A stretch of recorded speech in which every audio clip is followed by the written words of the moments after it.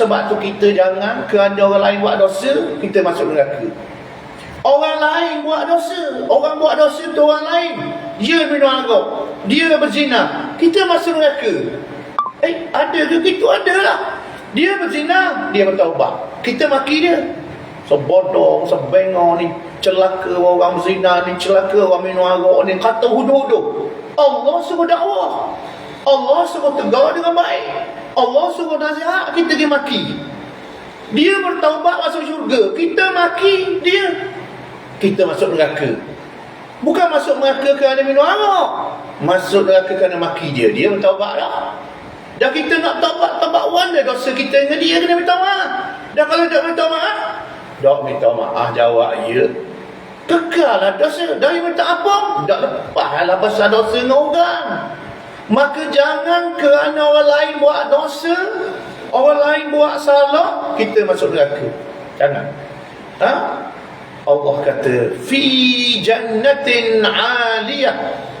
Mereka tu orang yang beriman ni, walaupun dia buat dosa, dia orang beriman, dia minta ampun.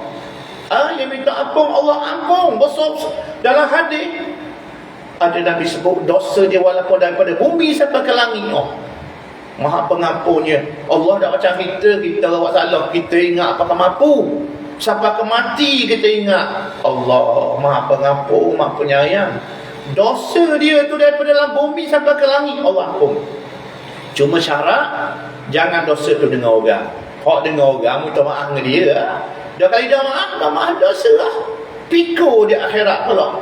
Kita duduk berasa duduk dakwah orang, duduk ceramah ni dakwah, duduk tegur nasihat, duduk maki orang, duduk kata huduh-huduh orang, bukan tegur. Maka jawab ya, sepatutnya ceramah boleh pahala, dakwah boleh pahala, kuliah boleh pahala, jadi dosa. Jadi dosa pula dah. Timbanglah. Bukan senang-senang mari kuliah boleh pahala, mari kuliah boleh pahala. Bukan gitu. Mari ceramah boleh pahala, mari ceramah boleh pahala. Boleh pahala ataupun tidak, dinilai kerana mulutmu, muka buat apa. Mu duduk kena tengok orang galak suka kamu, mu duduk maki orang, hak nunjukkan suka, hak nunjukkan takbir, hak tu kena tanggung. Jangan main. Siapa Ustaz? Saya pun. Kalau saya buat kerja lagu tu, mari kuliah, mari maki orang, kata huduh orang, mengapi-ngapikan permusuhan, saya pun masuk neraka. Tak kira.